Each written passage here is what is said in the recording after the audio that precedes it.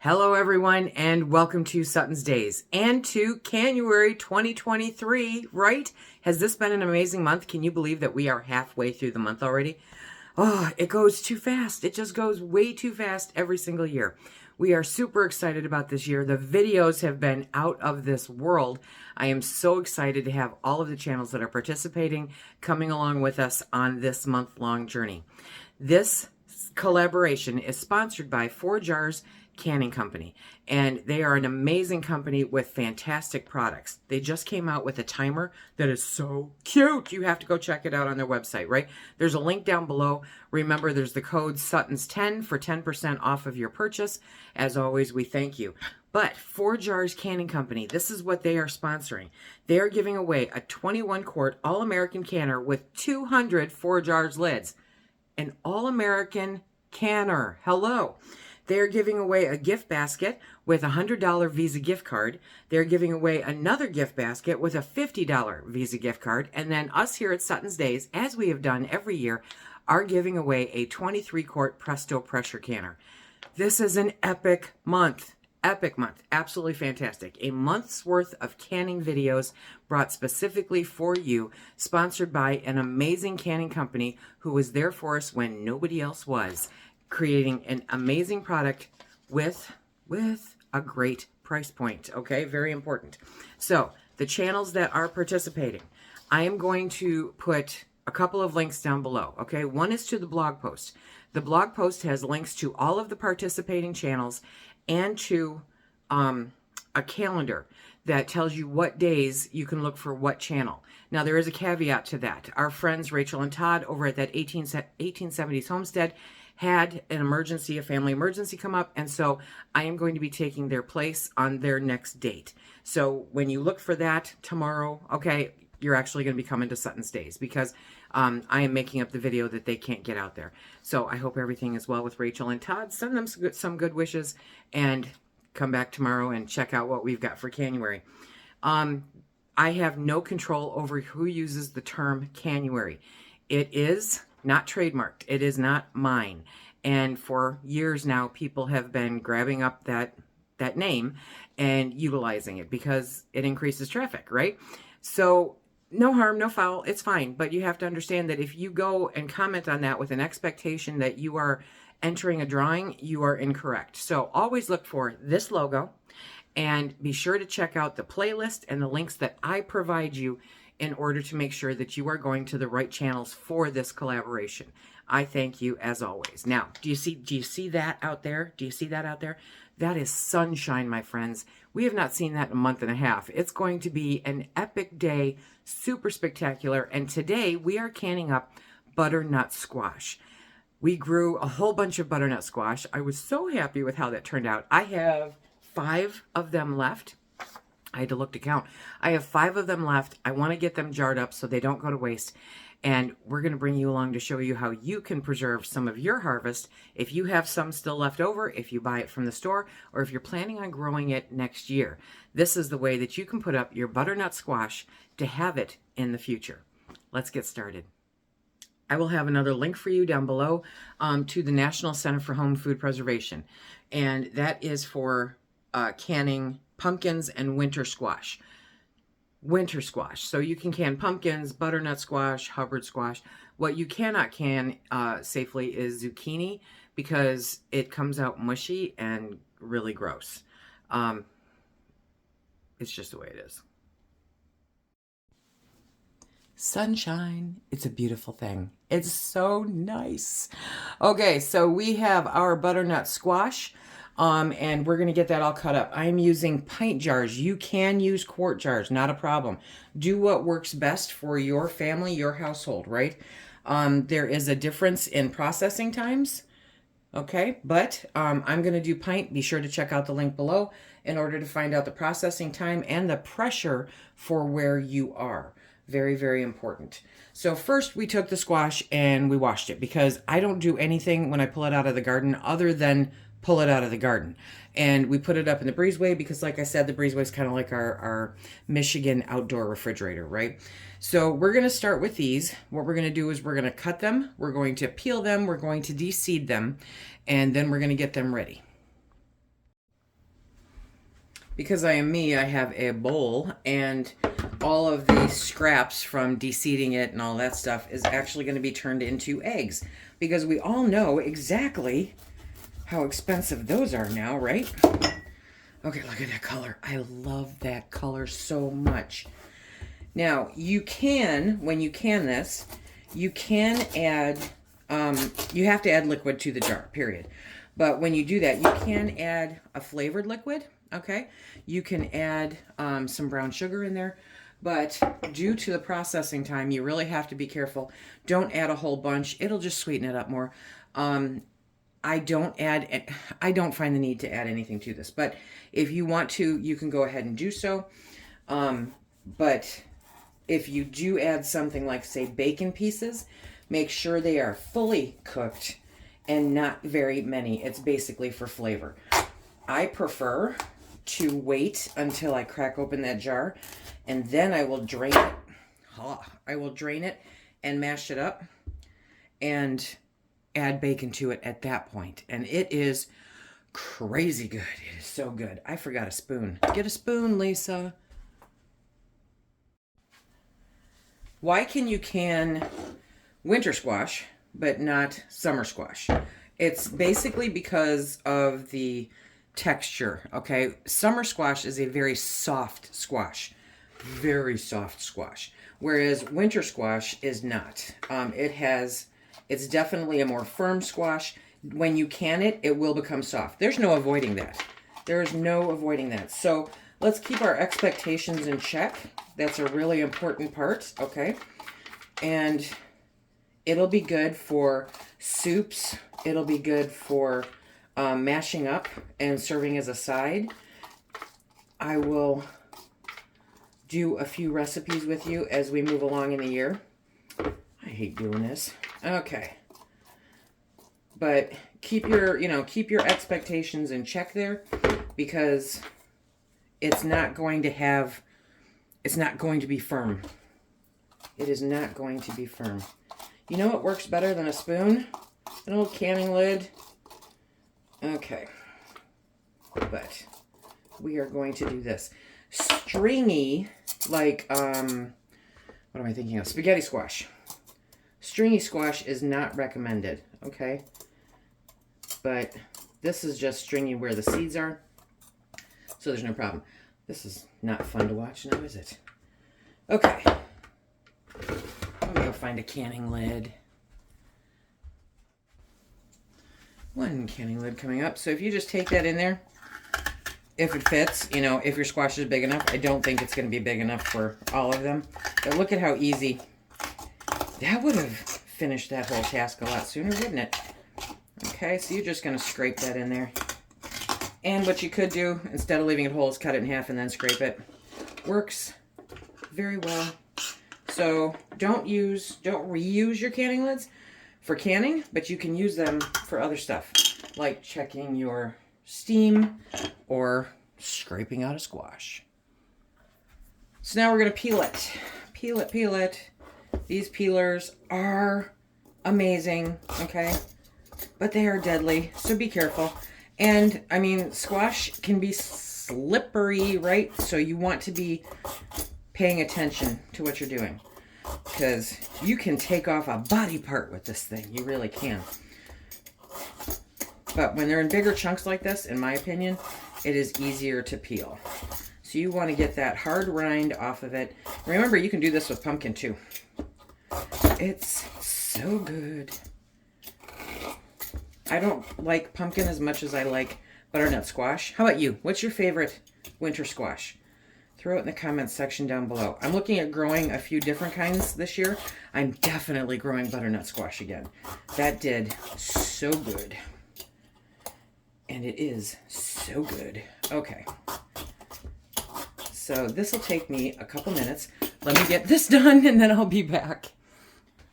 Getting a little creative here. I have a pot of water, okay, that I'm heating up. I have a metal strainer that sits perfectly on top of this pot, because you do have to blanch the squash for 2 minutes. So I'm going to let this heat up while I dice up the squash. I got 2 of them cut up, And your hands will turn orange. Yes, they will. So I've got the water that's heating up in there. Once that comes to a boil, we are going to blanch the squash for 2 minutes. That's it, just 2 minutes. And then we will take those and move them over. Now you want to cut the squash into like 1-inch pieces. You really don't want to go for huge pieces, right? So, you know, guesstimate 1 inch, but that will get you the most squash in your jar at a tested dimension, you know. So that is what we're going to do. We're going to blanch, and then we're going to fill jars. And there will also be a link down below for a free download of a couple recipes for using your home canned squash. It's free. It's free. Water's boiling. And we will take the lid off. Okay, and we are going to put in, you don't want to burn yourself. So we are going to put in the squash. We're going to blanch it for 2 minutes. It's not long. Not long at all. But if you're familiar with squash at all, you know that it gets soft pretty quick. Okay? So we're going to blanch that. And then when that's done blanching, we will rotate it out, put it into jars, and put more back in. Okay, time to pull that off. So now we're going to scoop these out. This is kind of, it's an odd angle with the camera, so please forgive me. Okay, and we are going to start filling jars. Now, honestly, I'm going to fill them, I'm just going to eyeball them to start off with, and then come back and top them off as we move along in the blanching process. Okay, and when I do the last blanch where I'm topping off the jars, I will actually pull the strainer out of the water very carefully. Okay, there we go. I was asked before about this slotted spoon. It was part of a set that I picked up, I don't know, a few years ago now. And so I will put a link down below for the set, but I love these kitchen tools. They have held up to me, which is honestly a heck of a feat. So why do we blanch it? Why? It's because that's how it was tested, number one, okay? And as a result, that is how we know that it's going to be safe. Because if you don't blanch it, the density is a little different. Not a scientist, okay? Don't pretend to be one. This is what they did. This is what the scientists did, okay? They blanched it for 2 minutes, and then that's the density that they work with for getting the heat in there. So once we finish doing all of this, we will add water to them. I'm just adding plain water, so I'm going to get my electric kettle going, so I'm ready to rock and roll. The trick here is that we want 1-inch headspace. Okay, so as you, I'm going to turn off that heat now. As you pull them out, you want to eyeball it to get it to, you don't want to go over it. So if your pieces are too big, you can end up going over 1-inch headspace, okay? But if they're too small, they'll be really, really decimated, okay? So kind of eyeball it, play with it. I actually had one piece that I had to push it through the funnel. So I knew it was too big. These are hot. These are hot. Okay.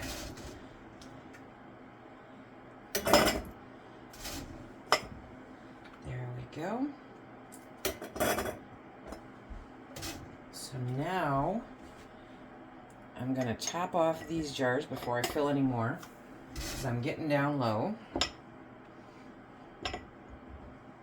Okay. You don't want to mash them in. That is not preferred, but you also don't want them sticking up like this one is. Okay, so no mashed squash, and stay at your headspace. Very, very important. Okay, so that you guys That last little piece can go here, and I'm probably going to have to relocate. No, I'm good. Okay, so I have 3 jars I didn't fill, but those are the jars as they sit right now, okay? And now we're going to add the water. You want to add hot water, and you want to make sure that you bring that up to your 1-inch headspace. Use your Pokey Joe or go by the rings on the jars for measuring that, okay? And this is 2 squash. Now, one of them was kind of big. The other one was small, medium. So 2 squash filled up 12, 13 jars. And these are pints, like I said, because this pints work for us. So if you're a larger family, you're going to want quarts. No, you cannot use half-gallon jars. Sorry. Okay, I have to go put some more water on. And that way I can finish filling the jars. While my other pot of water is heating up, I will go through and just move this stuff around, okay? You want to debubble, and that will reposition the contents of the jar when you debubble, which will change your headspace sometimes. And in this case, it has on a few jars. So I want to make sure, A, that I've debubbled, B, that the headspace is correct, okay? And then adjust from there. Like this, see this one is sticking up over. So that's going to be relocated to a jar that has a little less in it. There we go. And then I'm going to come back and add more hot water into the jar. But debubbling is really important. The excess air in there, it's imperative to be cognizant of it, because the whole purpose during the canning process is to vacate the excess air.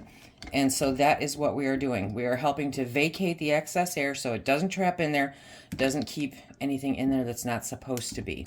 And that's another reason for blanching, okay? So let me get the water. Okay. As you're repositioning, you will find that maybe you didn't have as much in that jar as you thought.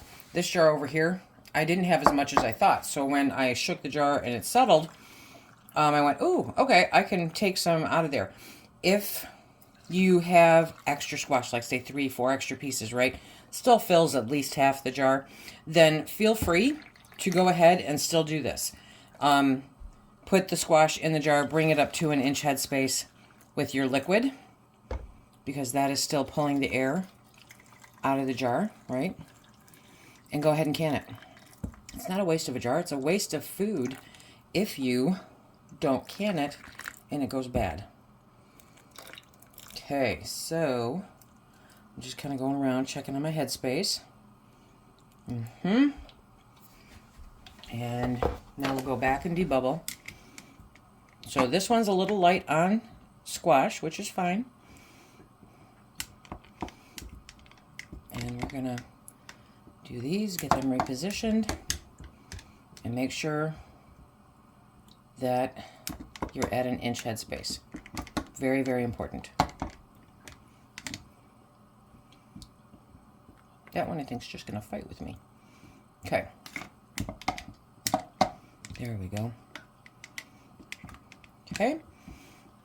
So if you have to feed more people, I'm gonna relocate this one. If you have, a larger family than, Phil and I, or you do larger portions, then quarts may work best for you. Okay, so that headspace came down after the repositioning, so I have to top it off. Okay, let's clean those rims. As a rule, I use vinegar. For something like this, there's no harm, no foul in using water. But because we were in and out and in and out, you still want to go back and make sure that your rims are wiped clean. It's just a good precaution. If you do it with everything that you can, then it is a habit and there is less chance of forgetting it. Okay? So we've got these in now. Now it's time for the lids. We have the amazing 4 jars canning lids. Look at that. It's got the bump in the middle, right? Great compound, absolutely fantabulous lids. Even if they weren't sponsors, I would be using these lids. Epic price point, super fast shipping, best customer service from a company I've had in years. So I totally love this American company, family-owned company, right? And I love supporting them. Do you have to heat the lids? No, you do not have to heat the lids. Oh, but I did have something I wanted to tell you. Hang on one sec. Let's say you want to get a little creative. I understand everybody wants to do creative, right? And you're like, I don't want to use just plain water, Lise. I want to use something else. So say like chicken broth, right? Absolutely. Absolutely, you can use that instead of just plain water. And that is a great base for a butternut squash soup. Oh, yeah, hello. Can I add anything else in there with it? Well, you know, like I said, I'm an ingredient canner, so I kind of like to leave my options open. But yeah, you can definitely take a look at what you would like with it and go ahead and add that on. Great time to talk about ugly rings, right? This is not an engagement ring, my friends. This is a tool. So as long as it screws onto the jar properly, it is functioning. It is good. You do not have to get rid of it. 4Jar's lids, however, have worked really hard to make a ring that does not deteriorate as quickly. So if you need new rings, then definitely you can buy rings and lids at the same time, and you will get a quality ring that does not deteriorate as fast. Because I have 13 jars, I need a second rack to put in my canner for that second layer. Finger tight. Let's do finger tight again real quick. So finger tight is putting the lid on, screwing it until it stops. Don't crank it, okay? Screw it till it stops, and you are good. It is there to, it's a placeholder. It holds the lid in place during the canning process. If you go too light, you know, the lid will move around. But you don't want to crank it tight because that doesn't allow you to vacate the excess air, and it can cause buckling lids. It can cause failures in general, so it's not good. Okay, so we have 13 wide mouth going into the canner. I mean, I will give it credit. The new rings go on super simple. I mean, just put them on and swing. There you go. They are on. And here we are. So that is our canner. We have it heating up. We have the water in it. I put 3 inches of water in the canner, okay? And now we are going to put the lid on. Line it up and twist. And be careful because it's hot, okay? So that's on there. We are going to let this continue to heat up until it is venting a steady stream of steam out of that vent right there. And then we will let it vent for 10 minutes. So now we are at the venting point. So as you can see, this is not up yet. That's not up yet, okay? However, can you see it? I don't know if you can see it. Anyway, steady stream of steam. It's there, okay? So I'm gonna set my timer and we're gonna do this for 10 minutes. By then, that will definitely be up. And then, yeah, we'll vent.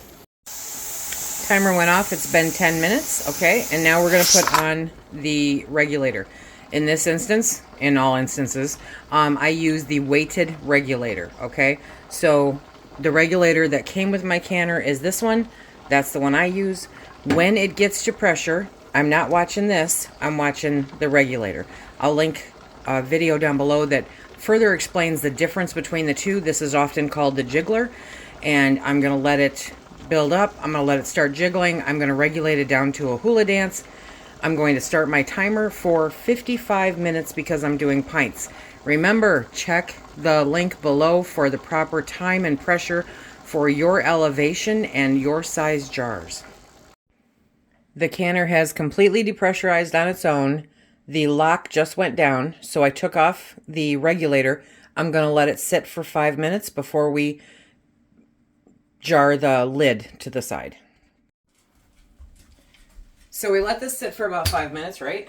And now we're gonna just tuck the lid like that because it is cooler in the house. It's winter time. Even though the sun's out, it's winter time. And so I don't want a serious temperature fluctuation because that can cause siphoning, okay? So we're gonna let this sit here for a couple minutes and then we'll start pulling them out. So now we start pulling out the jars. Hoo, hoo, hoo. Nice, nice. They're gonna float because there's air trapped in the fruit, or in the, not the fruit, the squash. And so that's normal. That's not a problem. They will settle back down again. Not an issue, okay? So we're going to get these all out of the canner. This is all the top rack. I mean, it's so pretty. Isn't it so pretty? I know. I'm not all about aesthetics, but sometimes, bottom rack coming out. Okay. And those ones are really bubbling. Let's see. So, good stuff. Okay. And I am positive that the doorbell's going to ring like any second now because somebody is coming by to take care of some paperwork. But these all look fantabulous. We're going to get the last 3 out of here. Yes, we are. Okay. Now, during the canning process, sometimes you may notice that the rings feel like they're there. That one. See, that one was a little loose. It's okay. It's normal. During the pressure process, it can definitely move the rings around. The key to the rings is to have them on there tight enough to hold the lid down during the evacuation of air without having them so tight that it cannot evacuate the air. Okay, so I'm gonna put that one right there. Okay, so this is canning butternut squash. Yes, it is. I love having this on our shelves. It's a great way to preserve the harvest, and I will have a link down below for some free recipes for you to take a look at, and if you like them, print them out and keep them. And remember to leave a comment for Canuary. I hope that you guys are enjoying Canuary. I love Canuary. It's so much fun. So I hope to see everyone soon. Remember, I'm up tomorrow in place of 1870s Homestead. So I hope to see you back here tomorrow. We're going to be canning sausage.